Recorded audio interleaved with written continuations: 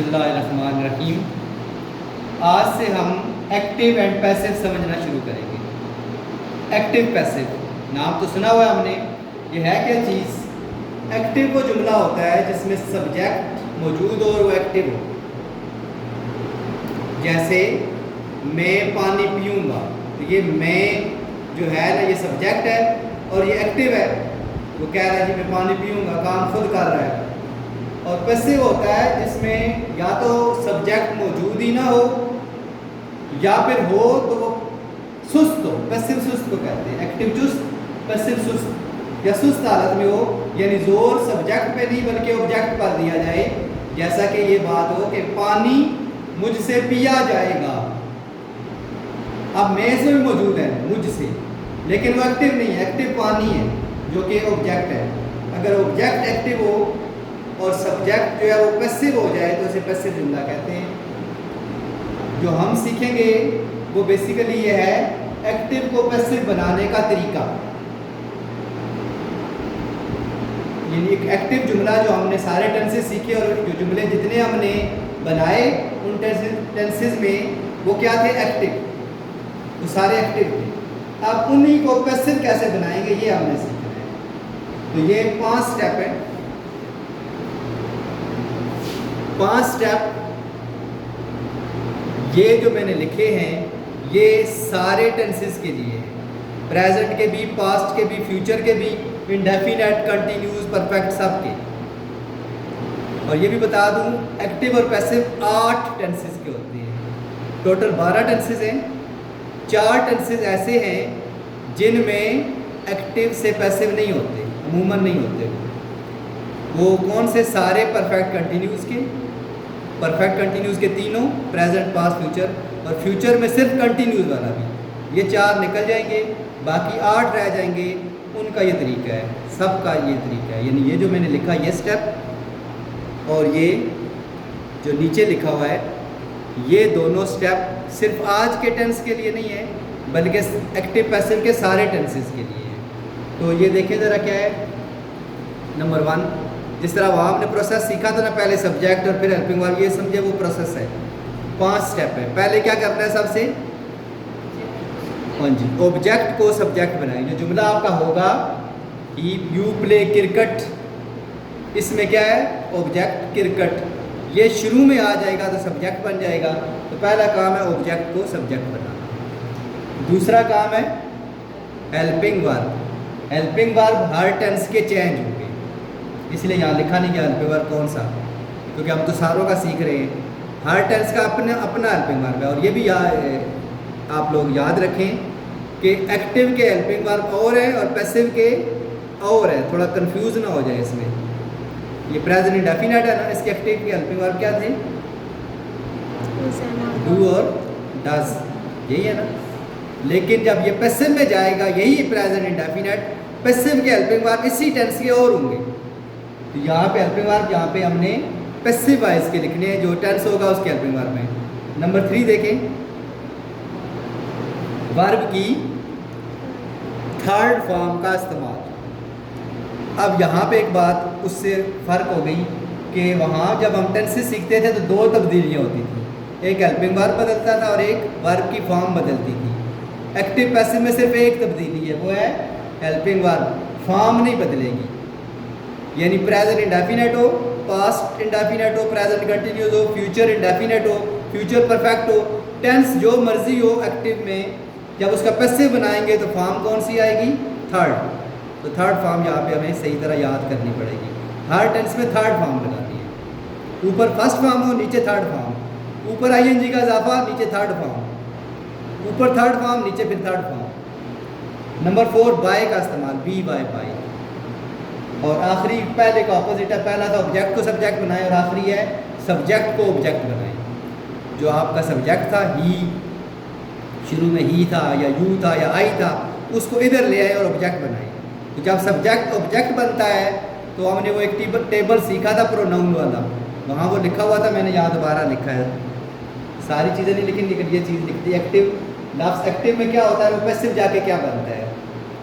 अगर एक्टिव आई है, I play cricket, जब पैसिव बनाएंगे तो आई आखिर में जाके क्या हो जाएगा? मी। इसी तरह हुई अस हो जाएगा, यू ही रहेगा, शी हर में चैद हो जाएगा, ही हिम में और दे देम में। ठीक है, ये तब्दीली है एक्टिव से पैसिव में। इसी तरह अगर वो लफ्ज़ पैसिव में हो, ये लफ्ज़ एक्टिव में हूँ पैसिव हालत में, तो जब इन्हें नीचे बनाएंगे तो उसे एक्टिव कर लेंगे। जैसा कि मिसाल है you gave me a pen, you gave me a pen, तुमने मुझे पेन दिया, ये पास्ट इंडेफिनिट टेंस है। जब ये मी है ना, इधर जब लाएंगे तो वो क्या हो जाएगा, आई। इस तरह आई उधर जाएगा तो क्या हो जाएगा, मी। बस ये चीज़ समझने वाली है। ये अगर आपने समझ ली तो आपको सारे आ गए थे। बस आज हम करेंगे प्रेजेंट इंडेफिनिट टेंस। पहला टेंस है कि ये हम रोज़ एक नहीं करेंगे, पहला दिन है इसलिए ये भी चीज़ समझनी थी।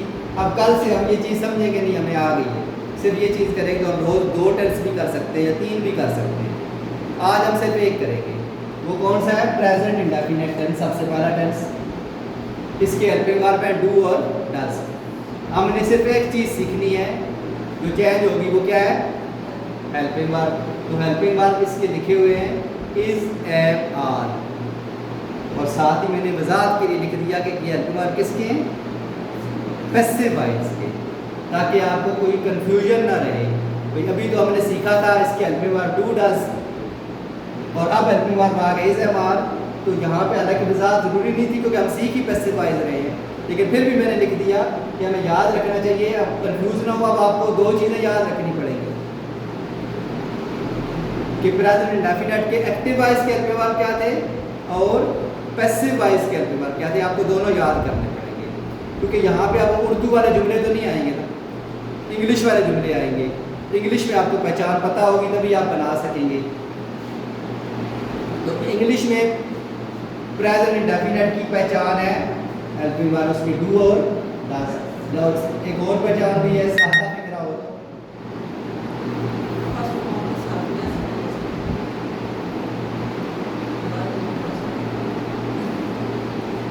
सादा फिक्रा हो। प्रेजेंट इंडेफिनिट में डू नॉट आएगा या डू शुरू में आएगा, ये पता चलेगा कि प्रेजेंट इंडेफिनिट है। अगर ये सादा फिक्रा हो जी, फर्स्ट फॉर्म आएगी, और अगर वो थर्ड पर्सन है तो सिंगुलर एस या एस का इजाफा भी होगा, फर्स्ट फॉर्म। और अगर सेकंड फॉर्म है तो पास्ट इंडेफिनिट। ये 2 ही टेंस ऐसे हैं जिसमें सादा फिक्रों में हेल्पिंग वर्ब इस्तेमाल नहीं होता। जब हेल्पिंग वर्ब इस्तेमाल ना हो तो आप समझ लें 2 ही टेंस हो सकते हैं, या प्रेजेंट इंडेफिनिट या पास्ट इंडेफिनिट। फर्स्ट फॉर्म है प्रेजेंट इंडेफिनिट, सेकंड फॉर्म है तो पास्ट इंडेफिनिट। और टेंसेस में तो क्या होगा, हेल्पिंग वर्ब लगा होगा, विल, शैल, हैज है, उसी से हम पहचान लेंगे। इस टेंस में हेल्पिंग वर्ब सादा फिक्रों में नहीं होता। इसमें है ना आई डू नॉट, फौरन आपने पहचान लिया प्रेजेंट इंडेफिनिट। डज पहचान लिया प्रेजेंट इंडेफिनिट। वेयर डू पहचान लिया प्रेजेंट इंडेफिनिट। सादा फिक्रा था, हेल्पिंग वर्ब नहीं था, तो फर्स्ट फॉर्म की वजह से हमने पहचान लिया। ये है यू प्ले क्रिकेट, पहला जुमला। इसको पैसिव बनाएं। पैसिव जब आप बनाएंगे तो वो चीज़ आपको याद होनी चाहिए। पहला काम, ऑब्जेक्ट को सब्जेक्ट बनाएं। Cricket is played by. एक ऑब्जेक्ट को सब्जेक्ट, ऑब्जेक्ट देखना क्या है, क्रिकेट है। क्रिकेट ठीक हो गया, साथ ही Helping verb. दूसरा काम हेल्पिंग वर्ब। अब हेल्पिंग वर्ब हमने सीखे इस टेंस के इज, एम, आर, और हमें पता है इज, एम, आर का इस्तेमाल। ये सादा एक के साथ है, इज ज़्यादा के साथ, आर और आई के साथ है। क्रिकेट के साथ क्या आएगा, इज। 2 तीसरा काम वर्ब की थर्ड फॉर्म। वर्ब आपको पता है इसमें क्या है, Play. प्ले। प्ले की थर्ड फॉर्म Played. प्लेट। चौथा काम बाय का इस्तेमाल। वो चीज़ आपको याद है तो आपको मसला ही नहीं है इन चीज़ों का। और 5वां काम सब्जेक्ट को ऑब्जेक्ट बनाएं। पहले का सब्जेक्ट यू है, यू इधर जाके क्या हो जाएगा, यू ही रहेगा। ये चीज़ थी, इतनी सी एक्टिव से पैसे। इंतहाई आसान। I do not buy cheap books. Cheap सस्ती भी होती है और घटिया भी होती है। मैं घटिया किताबें नहीं खरीदता। तो पहले तो आपको पहचान करनी पड़ेगी कि आपका cheap हाँ जी ऑब्जेक्ट क्या है।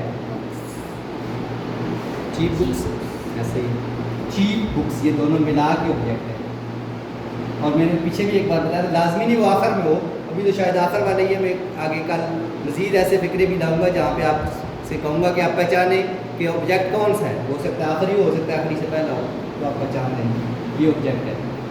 आई डू नॉट बाई ये शुरू में आ जाएगा चीप बुक्स, art ठीक है। आर बिल्कुल सही बात है। Helping verb is am are, अब डू नहीं आएगा इधर, उधर डू था इधर आर आ गया, और नॉट है तो नॉट तो आएगा। Cheap books are not, Buy.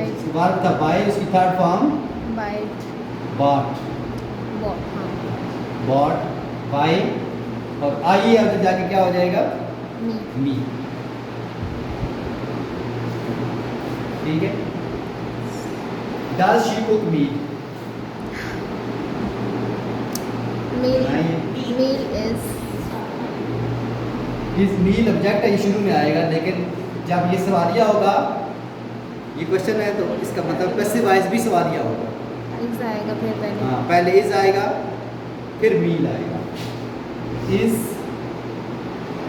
मील, और कुक की थर्ड फॉर्म cook कुकड, चौथा काम बाय, और आखिरी हाँ। सब्जेक्ट उधर जाएगा, सब्जेक्ट क्या है She. शी उधर जाके क्या हो जाएगा आर, और आखिरी है where do they read news paper.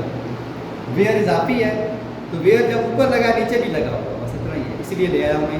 ऊपर वेयर है नीचे भी वेयर, आगे आपने डू को हटा देना है, इज एम आर लगाने और सब्जेक्ट इधर ले आएंगे, तो ऑब्जेक्ट इधर लेके सब्जेक्ट बना देंगे, तो क्या बन जाएगा, बनाएंगे आप वेयर